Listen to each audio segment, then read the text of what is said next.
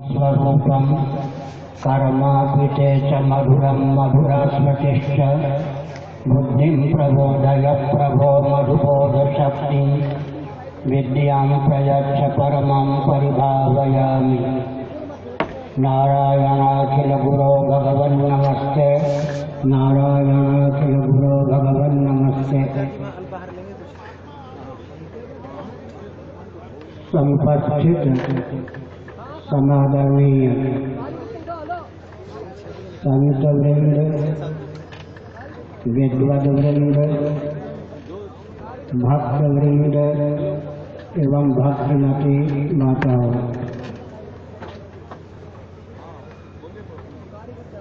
आप महान भावों ने अद्भुत अपनत्व, आस्था,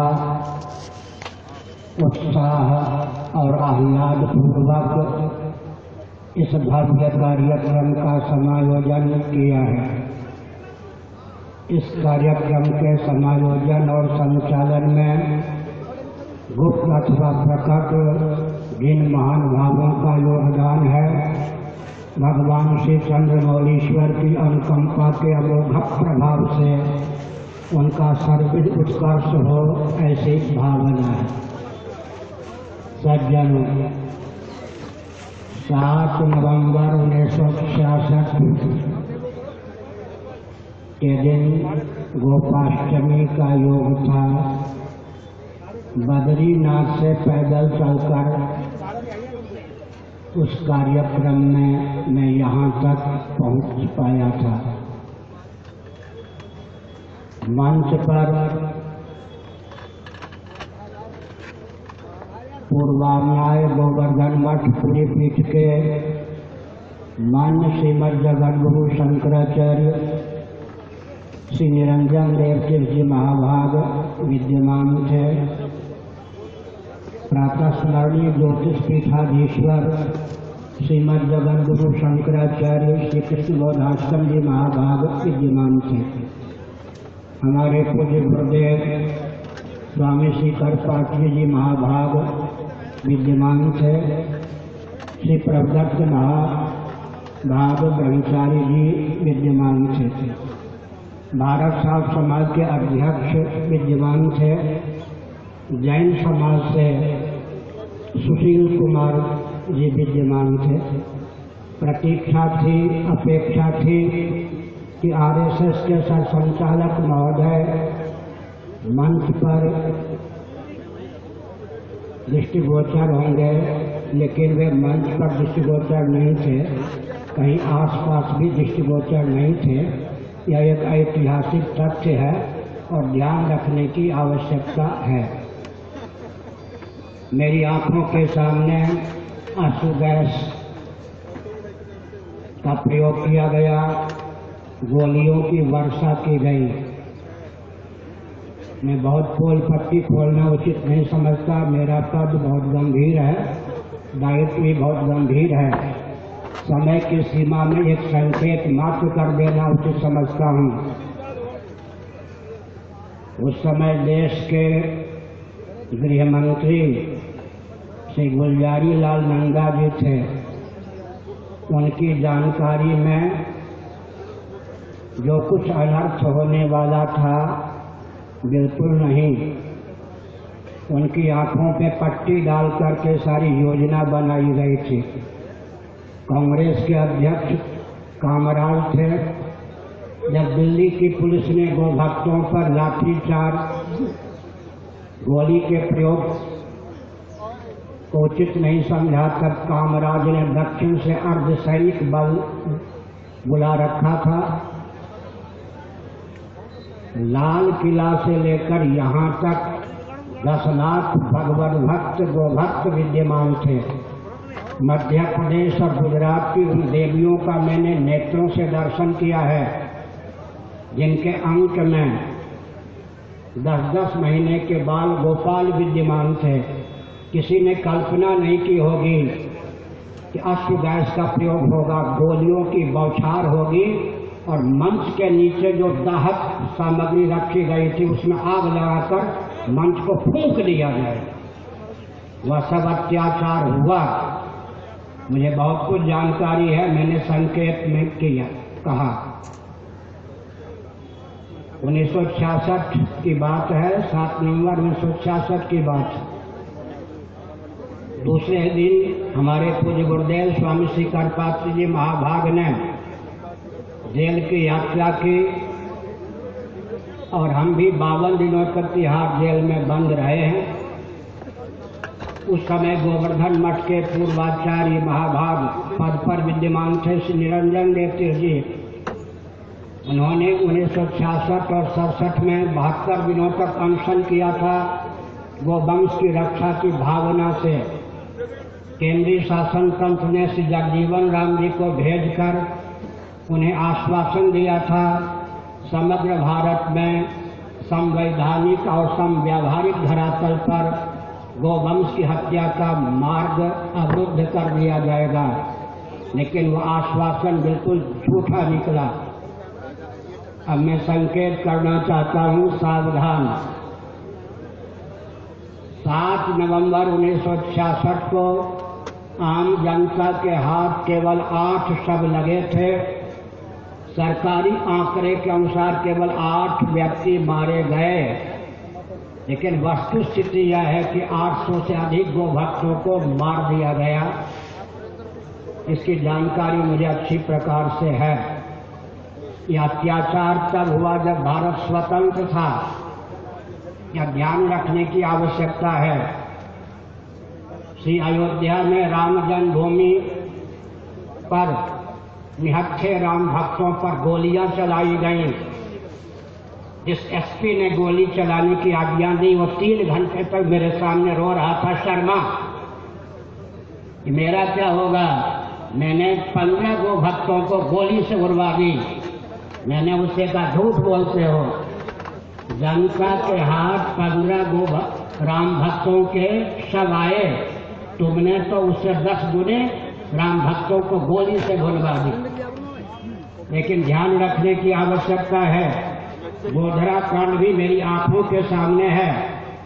मैंने प्राणों को हथेली पर लेकर शंकराचार्य के पद पर होते हुए भी उस गोधरा के रेल के डब्बे को देखा है, जहां राम भक्तों के वस्त्र जले हुए थे, डब्बा जला हुआ था।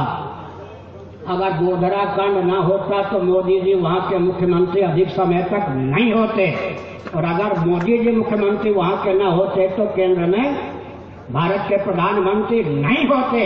गोधरा के रत्तकांड ने मोदी जी को मुख्यमंत्री से लेकर प्रधानमंत्री के पद तक पहुंचाया है। यह ध्यान रखने की आवश्यकता है।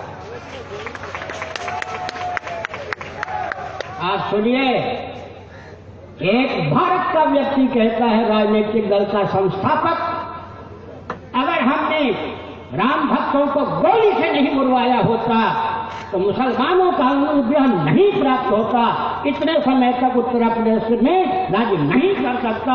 इससे अधिक राष्ट्रद्रोह क्या हो सकता है, पूछना चाहता। सज्जनों, भारत की कूटनीति है, किसी भी अभियान को छल व डंक की चोट से एक बार राउंड दो, 50 वर्षों तक, 100 वर्षों तक उस अभियान का नाम हिंदू नहीं लेंगे।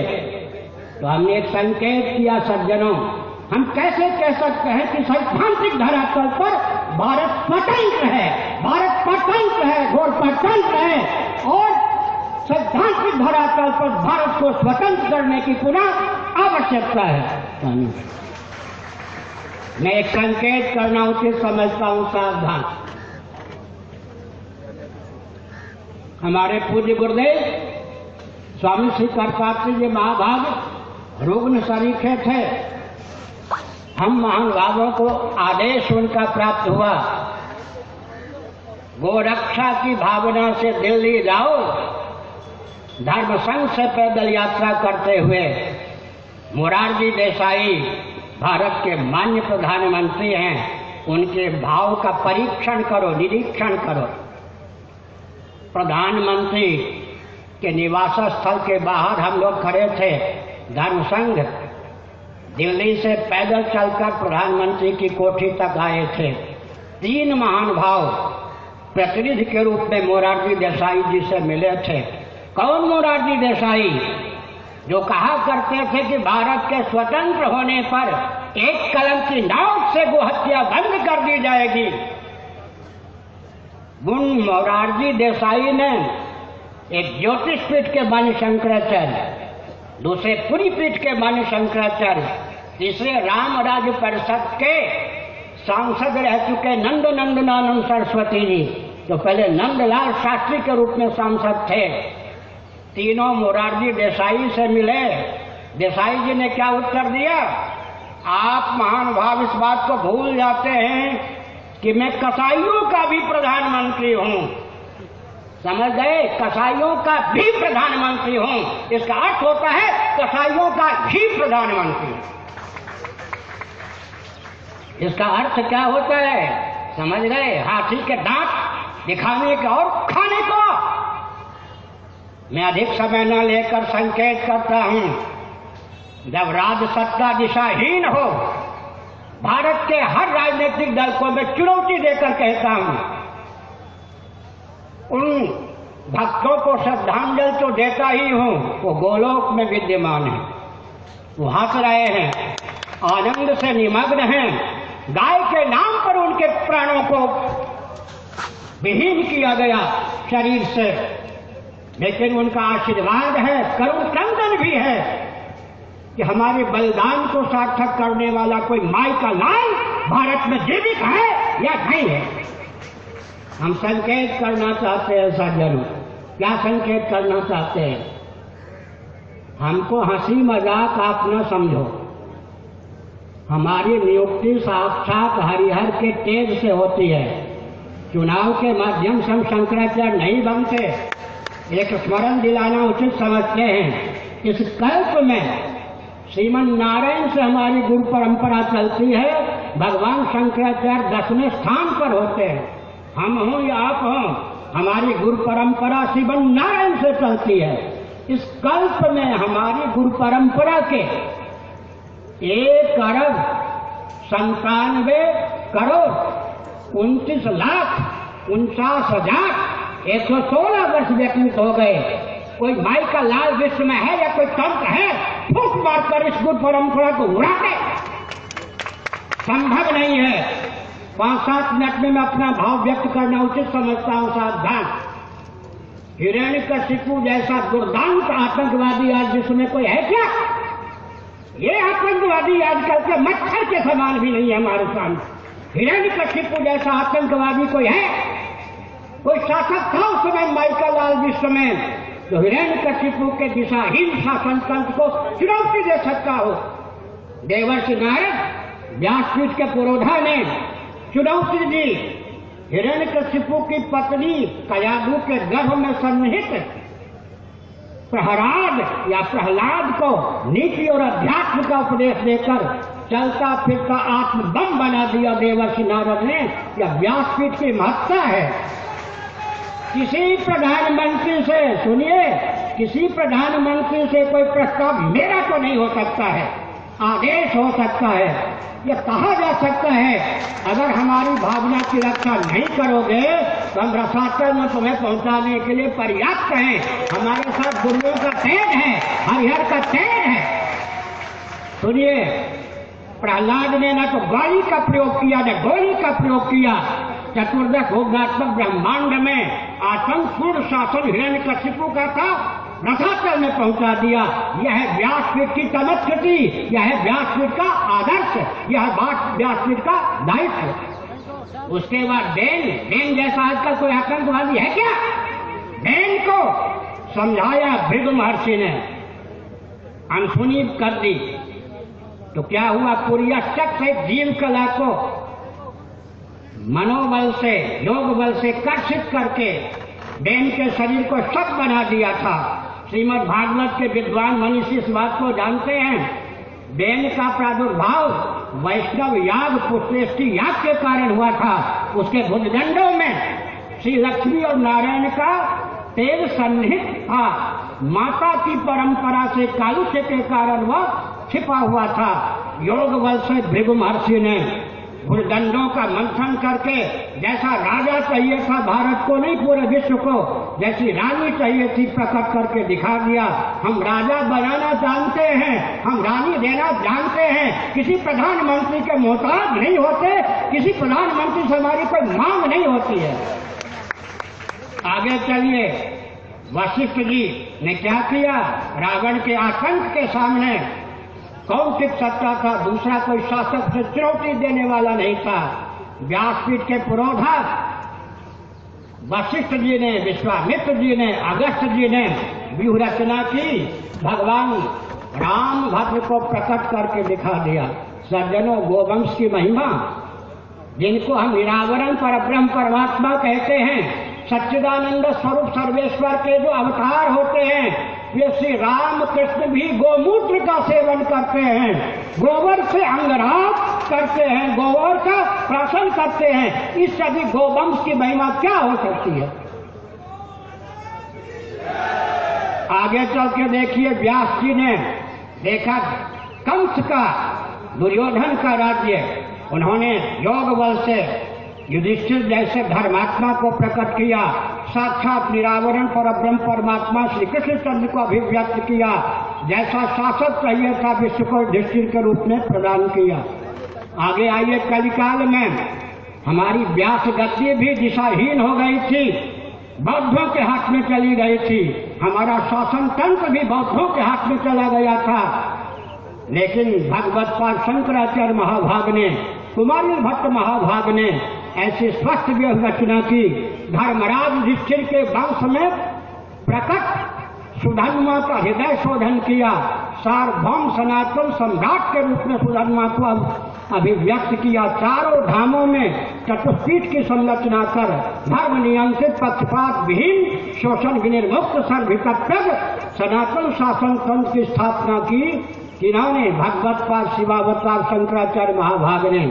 आगे चमत्कार देखिए, चाणक्य ने चंद्रगुप्त को आगे करके क्या दिखा दिया, समर्थ रामदास जी ने शिवाजी को आगे करके क्या दिखा दिया।